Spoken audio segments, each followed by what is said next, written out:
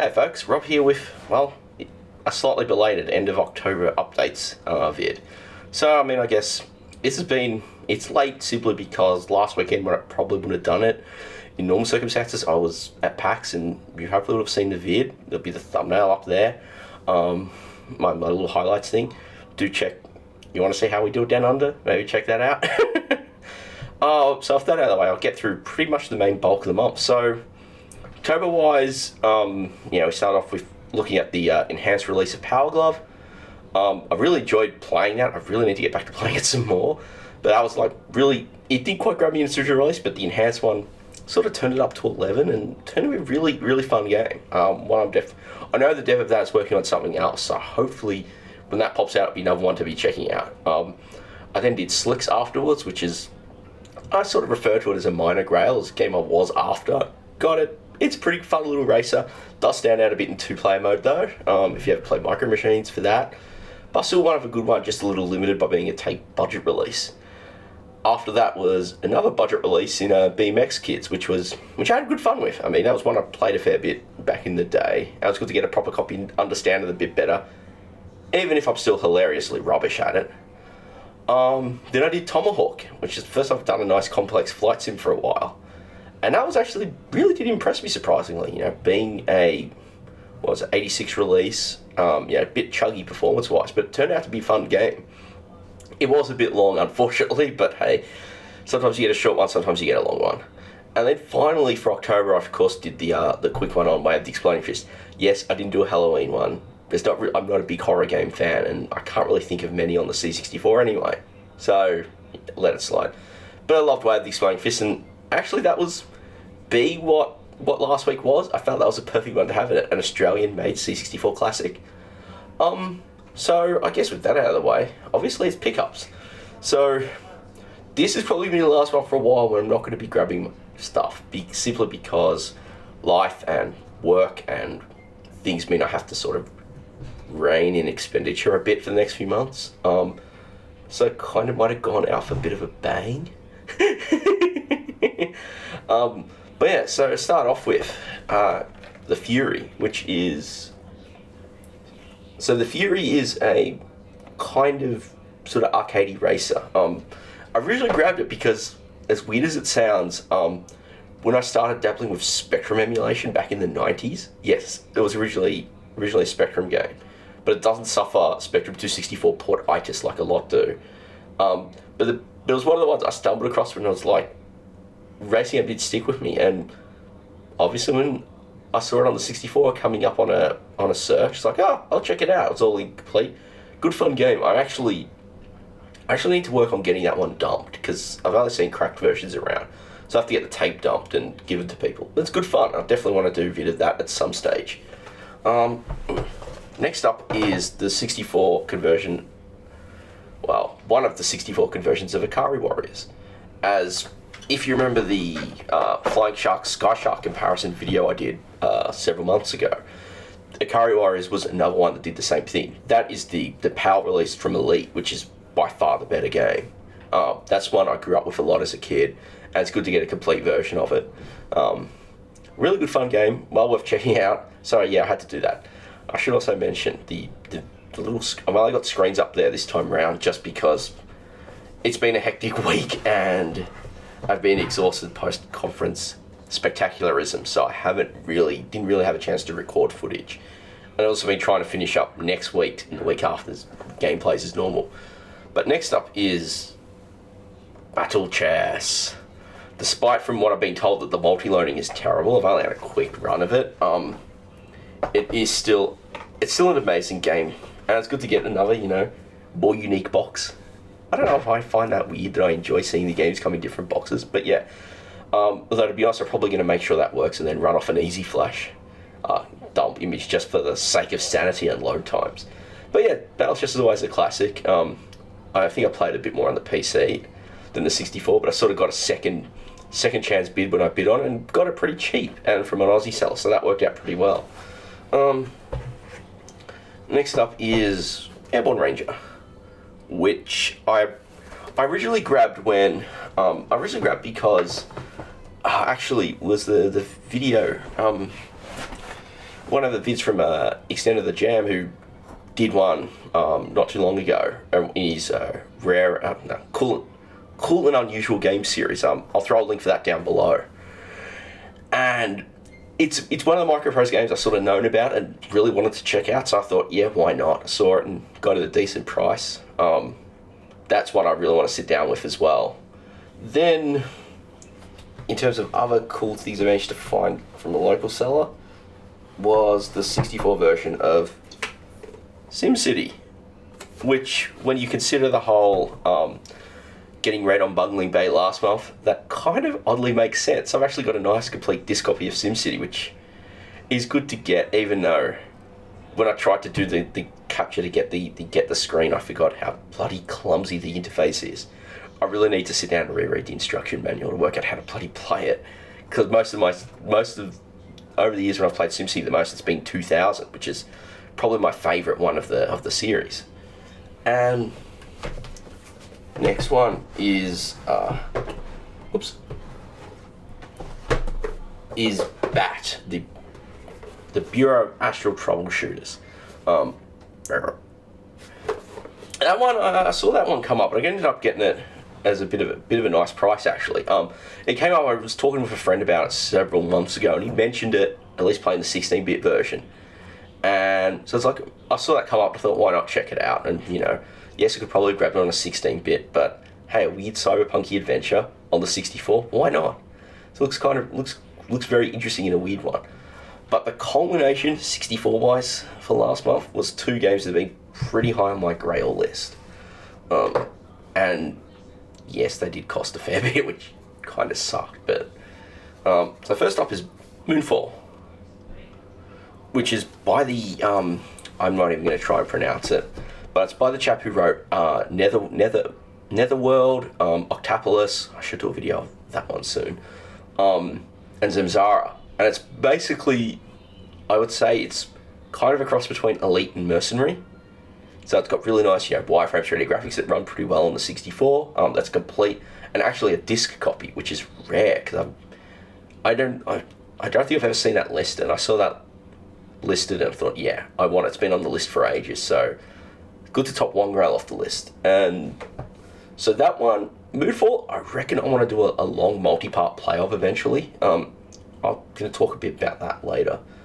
And lastly, another of the absolute really high Grails is the 64 version of Exile. I've been wanting to get my hands on Exile for a long time. I missed it way back in the day.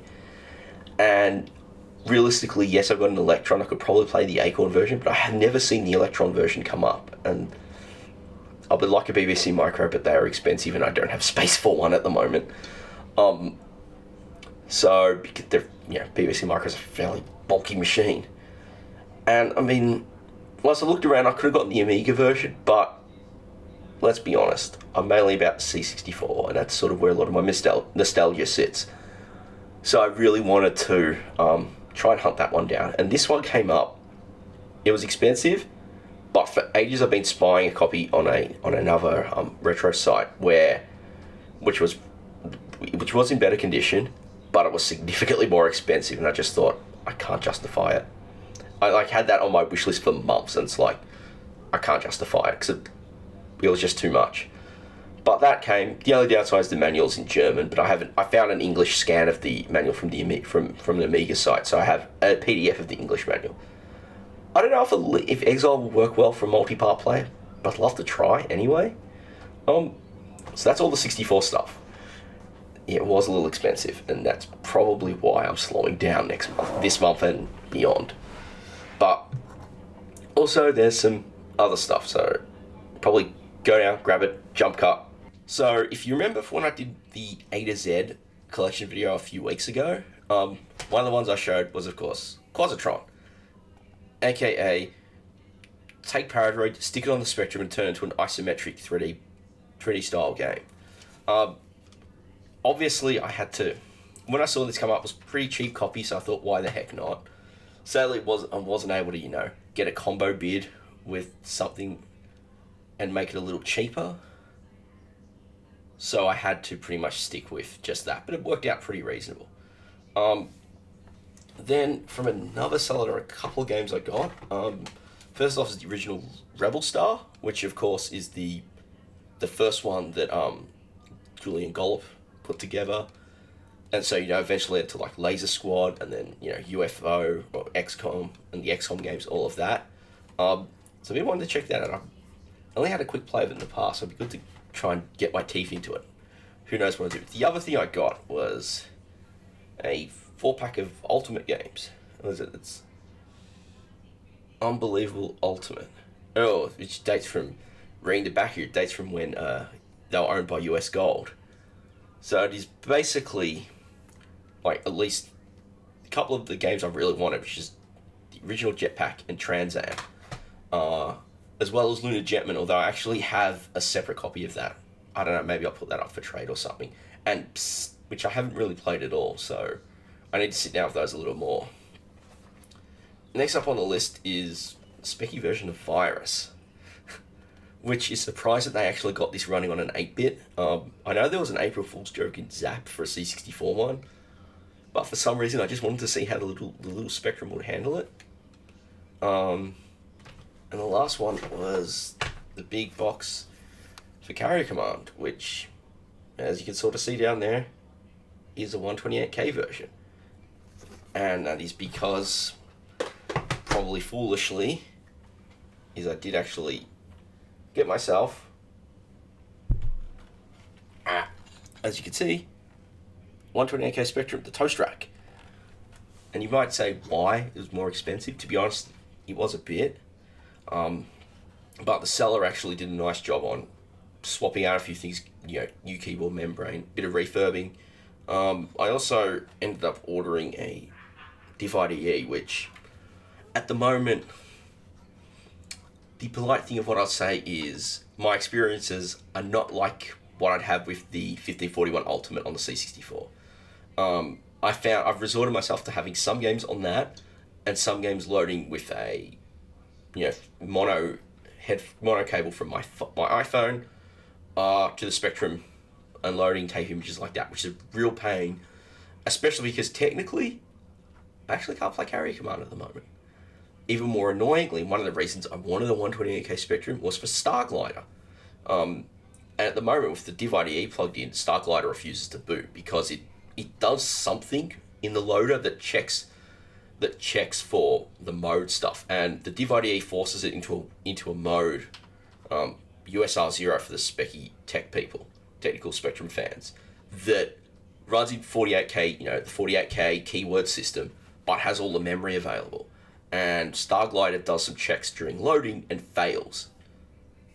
So I do want a 100 specky copy of Starglider now, but it's a case of pull the Div IDE out, run it from a tape thing, which is annoying because the Div IDE is also my joystick interface, as you can see.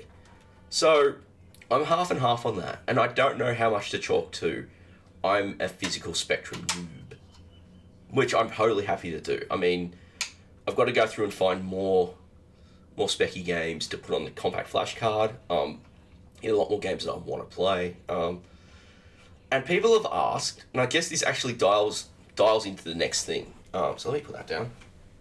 But that dials into the next sort of couple of things. So one of the things that when I got the Spectrum, people asked was, are you going to do Spectrum gameplays? And I've sort of been thinking about, I'm sure I've mentioned some of these updates, that I've kind of want to kind of do more than 64. But that being said, the C64 is always going to be the primary focus of the channel. That was cemented to me last week in a conversation. But essentially, I would like to do the occasional things. And one of the things I've been thinking of is, you've seen how in the playlists, how I've organised everything, is I have seasons. And Season 2 is almost finished. It's going to finish just before Christmas. So at that point, when I think about Season 3, I may actually expand out. I mean, the big thing is the C64 focus is going to be there. But I'm occasionally going to take a look at games on other machines, whether that's the Spectrum, my Electron, Atari 8-bit, the Amiga, or anything else. But they'll probably be like special one-offs every now and then. Maybe alternates with some of the other things. So I definitely want to do that because I think it's interesting. And then there's a chance to do comparisons, especially with games like Carry Command, because, on the C64, Carry Command is a 2D overhead game. They sort of distilled the control scheme. They kept the control scheme, but they made it overhead and in 2D. The reason they did that was, the team who put it together just weren't capable of the 3D graphics. On the Spectrum, it's written by Real Time, who designed the original game, but also responsible for games like 3D Star Strike, the Spectrum conversion of Starglider, and several other games. And so the Spectrum actually handles it pretty well. So it'd be interesting to do, maybe that might be an interesting video to do, wherever I look at both. Probably do it separately because I reckon it'll get long, and I know people don't like long videos. But, so the other thing is, next up, we're looking at my list. So, this whole thing, I mentioned it, if you saw the vlog-ish vid when I talked about, I had my thoughts on Bedrooms to Billions, or from Bedrooms to Billions. Red, awesome, go see it if you can. Go buy it. I talked about, sort of wanting to do longer multi-part plays of games, because they tend to work a little better than some of the longer vids. And I had a few conversations last week during PAX that kind of cemented what the next game will be, which I'm going to keep a surprise. One thing is that it does mean I'm breaking from my personal rule of trying to cover games I physically own now. But when it's endorsed in a certain way, I'm happy to let that slide. I don't know when I'm going to get a chance to actually put that together. I'm hoping, probably going to dive during December. When the end of the year comes, I've got 2 weeks off. Where the place I'm doing work for is shutting down. So if I can get good traction on the other project I'm working on, hopefully I can clear those 2 weeks to focus on really working on trying to get a couple of episodes together. I don't want to run into the problem I did with Elite, where it was months between episodes. I think it doesn't flow so well. So I'm going to probably try and just get a few episodes together and out. Maybe, I don't know if I'm going to do it in lieu of normal gameplays or on the side of. We'll see. It's more of a preparation effort. Again, I worry about doing this stuff to keep people happy and it turning into a full-time, a sort of second full-time job when, I've got a part-time job now and I've got a second contract I'm trying to finish up for, which is a pretty useful tool.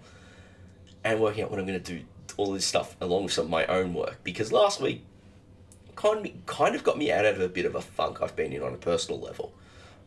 In terms of my own personal game projects, which I put a lot of them on hold because I'm just feeling pretty down, stressed out with not having work for a while, and then having work and not having time to look at them.